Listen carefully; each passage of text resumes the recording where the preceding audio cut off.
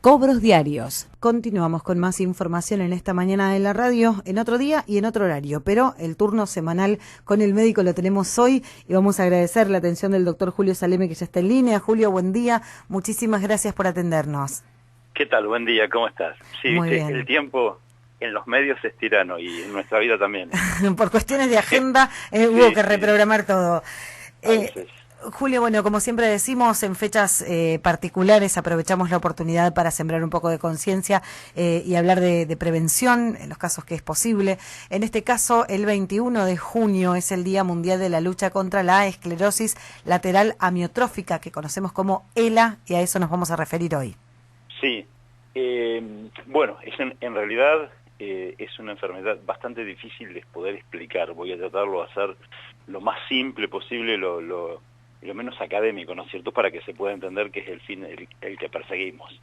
Es una enfermedad que no se conoce la causa, digamos, absolutamente, totalmente desconocida. Entonces, el tema de la prevención en realidad es prácticamente nulo. Lo que hay que estar atentos a algunos síntomas que produce esta enfermedad, ahora después voy a comentar más o menos cuáles son, para que se concurra al médico. Se tarda en hacer el diagnóstico a veces porque fundamentalmente el diagnóstico es clínico, claro. O sea, de las manifestaciones que van apareciendo, por ahí se tarda meses, y bueno, en algunos casos se puede retrasar. Es una enfermedad que tiene destino mortal, inevitablemente. Se muere el 100% de los pacientes diagnosticados, en promedio entre 16 meses y 24 meses, más o menos a los 2 años, y hay gente que ha sobrevivido muchísimo más. En mi inglés es más o menos de moderado para abajo. Hopkins creo que fue un paciente muy famoso, un matemático, físico, que recuerdan todos la foto de más o menos de cuando murió, se hizo hace unos años, se hizo muy famoso con totalmente paralizado y con un teclado de computadora con el cual se comunicaba. Vivió 55 años con el diagnóstico, que fue el paciente que más sobrevivió. Bueno, te decía, ahora esto es lo que decía a modo de anécdota, ¿no es cierto?, pero es quizás uno de los casos que hizo más conocida ahora el de Esteban Bullrich. Estos casos conocidos son los que en realidad lo hacen conocido con la gente. No es muy frecuente, es totalmente desconocido, y hay algunos casos en los que aparenta tener alguna cuestión familiar. Cuando vamos a la prevención, si uno tiene un paciente que padece o ha fallecido, ¿no es cierto?, de ELA, digamos, hay que estar muy atentos, porque es posible que en la familia vuelvan a aparecer. Digo, es posible, nadie está diciendo, hay una forma quizás de que puede llegar a aparecer, pero no estoy diciendo que es una enfermedad hereditaria, absolutamente para nada, pero sí hay casos que se han repetido en algunas familias. La palabra, el nombre de la enfermedad, de alguna manera describe lo que pasa. Esclerosis quiere decir como una cicatriz, para decirlo fácil, que se esclerosa algo, se pone duro y pierde la función, es una cicatriz.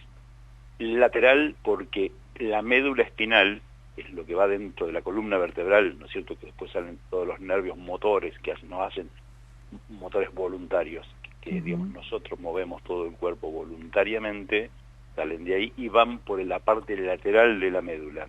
¿Está? ¿Qué cosa? Las fibras, que se llaman axones, el núcleo, ¿no es cierto?, de la neurona en sí, la célula, está dentro del cerebro y sale un cablecito que se llama axón que llega hasta el músculo. Hay un lugar donde se junta ese cablecito con el músculo y se llama placa neuromuscular. ¿Tá? Ahí se transforma de nervio en un músculo y pasa la información. La información pasa que se mueve, que se contraiga, que se relaje y bueno, se producen todos los movimientos voluntarios del organismo, ¿tá? Del músculo estriado. Esclerosis ya dije que era lateral y amiotrófica porque produce una atrofia del músculo que estuvimos, como recién lo expliqué, que ese nervio llega a un músculo que al no funcionar se atrofia. ¿Está? De ahí el nombre de esclerosis lateral amiotrófica.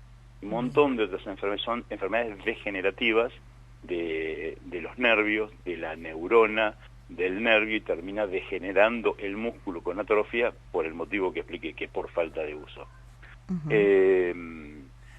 Bueno, ¿qué es lo que produce? Cansancio y debilidad muscular, primero de todo, cuando va perdiendo la función uno deja de tener los movimientos, sobre todo se nota en el habla, fundamentalmente, para la deglución, para la respiración, digamos, le cuesta respirar porque no respira con los músculos, sobre todo los músculos intercostales. La deglución, o sea, tragar, cuesta mucho porque es todo un movimiento muscular que hace, lo digo así, chacareramente la garganta, por decir de alguna manera, para que el alimento ingrese al organismo. Entonces, eso se va alterando, no es que se paraliza del todo, pero se van paralizando de a poquito y cada vez es peor deglutir.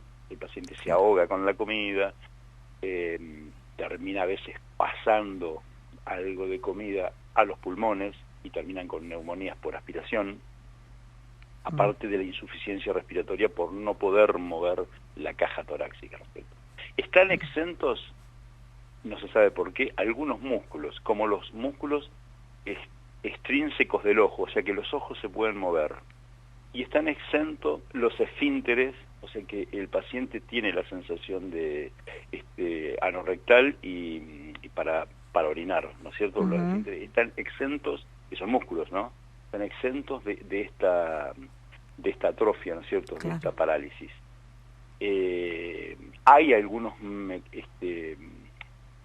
medicamentos, sobre todo el rilosol es el más conocido de todos y que, digamos, si no cura, por lo menos enlentece muchísimo la evolución de esta, cuando digo muchísimo estamos hablando en meses, de esta patología. Bien. Cuando este caso que yo decía del físico matemático Hopkins, creo que es, se habló mucho y digamos del tema de la alimentación. Este hombre sobrevivió 55 años y lo que hizo fue una alimentación muy especial, porque no estoy diciendo que lo exista, pero con el gluten hay alguna cuestión que, digamos, no se sabe cuál es. Y nosotros ya charlamos de esto, ¿te acordás de la enfermedad de malabsorción? Cuando me parece que también conmemoramos, digamos, o sea, aprovechando una fecha de estas de tomar conciencia sobre el celiaquismo. Bueno, no es que hay una relación directa, pero aparentemente con el celiaquismo, pero el gluten tiene alguna mala función sobre este tipo de neuronas ya dañadas, degeneradas, ¿no es cierto?, de alguna manera. Entonces, bueno, la dieta sin gluten, con mucha vitamina, también se le atribuye a falta de algunas vitaminas, como alguno de los motivos, ¿no es cierto? Digamos, nada puede ser contundente en esto, y el tratamiento es multidisciplinario, esto no lo hace el médico nada más. Acá, como te expliqué, con todo esto que pasa, hay que tratar de que el músculo no se atrofie, que el músculo se mueva, desde fisioterapia, kinesiología, laborterapia, bueno, un montón de cosas, psicología, bueno, un montón de profesionales que trabajan en un equipo multidisciplinario para poder llevar adelante este tipo de pacientes. Por supuesto que también hay, viste que hay algunos, digamos, sistemas de computación, esto ya es muchísimo más complejo porque toda el área de inteligencia cognitiva, todo lo demás está a salvo, el cerebro está perfectamente, digamos, el pensamiento, la audición, todo está perfectamente normal, el paciente se va paralizando. Entonces, digamos, hay maneras, desconozco cómo funcionan realmente, esto no te lo puedo decir, es técnico y de físicos y de esa cuestión de cosas técnicas, no de la medicina, pero que uno se puede comunicar con una computadora y a través de del computador, ¿no es cierto?, expresarse, comunicarse con el mundo. De alguna manera esto lo hemos visto, hasta inclusive se escucha hablar. Pero el alto índice de mortalidad que tiene que ver con esto, ¿no? Con al no poder respirar, comer, digo, se va deteriorando el cuerpo. Se termina, digamos, de alguna manera paliando, como ser con una traqueostomía, se respira un poquitito mejor, y con una gastrostomía se hace una perforación para ir directamente al estómago para pasar a la alimentación, por lo que yo decía de la deglución. Los dos problemas más graves son estos, el de la respiración y el de la deglución, o sea que terminás mal alimentado. Entonces son pacientes muy delgados, paralíticos, o sea que van de a poco, ¿no es cierto? El diagnóstico es que de a poco se va perdiendo la movilidad, hay una delgadez y un cansancio venía siendo extremo, y trastornos en la respiración. Esto es fundamentalmente más o menos lo que ocurre.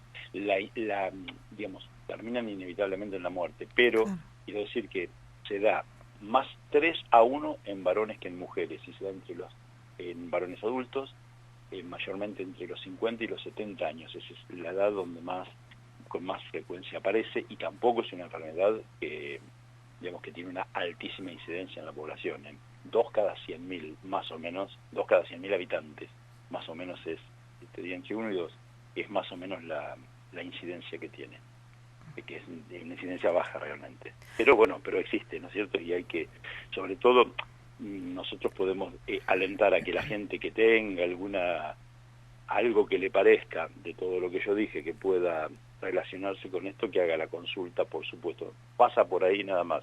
No está relacionado con la hipertensión, con enfermedades cardíacas, con el colesterol alto, digamos, los lípidos, las dislipidemias, nada, no está relacionado con absolutamente nada, que esto no está relacionado con la vida sedentaria, ni hacer ejercicio favorece o no favorece, absolutamente para nada. O sea, no está demostrado nada de todo eso. Lamentablemente, y en este caso, digo, no hay más que dar a conocer de qué se trata, pero no hay manera de prevenirlo. No hay manera de prevenirlo. Quizás, como dijimos el otro día, no la nombramos esta enfermedad, es una enfermedad degenerativa, que, yendo más en lo profundo, hay algunas cuestiones del ARN mensajero, del ARN en general, y yo hice referencia al ARN mensajero porque era la base con la que se fabrican las vacunas, las americanas, que son Pfizer y Moderna, y yo dije que por ahí podía venir muchas investigaciones, hablé de cáncer y otras enfermedades, que pueden venir por ahí una solución definitiva a esos problemas, ¿no es cierto?, a través de modificar la información genética a través del ARN. Esto se sabe que también en algunos casos hay unas modificaciones en el ARN, hay un déficit en el ARN de las células en estos pacientes, y yo creo que hay muchísima esperanza en encontrar de alguna manera una solución en los próximos años a través digamos de ese mecanismo, terminaría siendo a la larga un tipo de inmunoterapia, porque esto se produce,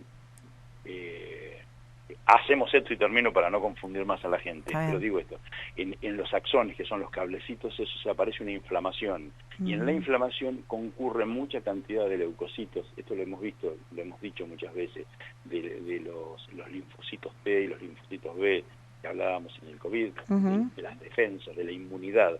Por eso digo que con la inmunoterapia, a través de ese lado puede ser que llegue alguna solución. Entonces, hay un acúmulo de glóbulos blancos, de linfocitos, en estas zonas que después terminan, en esa inflamación termina como con una cicatriz, que es lo que dije al principio, y es la esclerosis de la que estamos hablando, y va haciendo que pierda función esa neurona, bueno, y a la larga van muriendo células nerviosas, ¿no es cierto? Y con eso van muriendo células musculares. Claro. Tremendo, bueno. Complicadito. Sí, es un panorama muy complicado y muy difícil, ¿no? Y estoy haciendo un esfuerzo importante para poder explicarlo lo más fácil posible. En criollo, como decimos nosotros habitualmente, pero ojalá se haya entendido. Cualquier duda, digamos, a través tuyo nos hacen la consulta, y yo de lo poco que se sabe, digamos, de lo que se sabe científicamente, lo puedo llegar a responder. Julio, como siempre, muchísimas gracias. Por favor. Que tengas buena semana.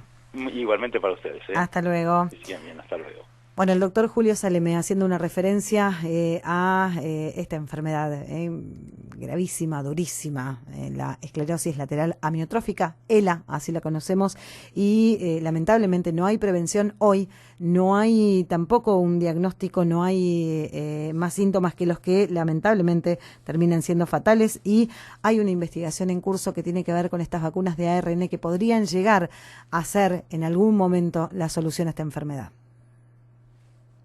Presentó la información Cobros Diarios. Cobros Diarios.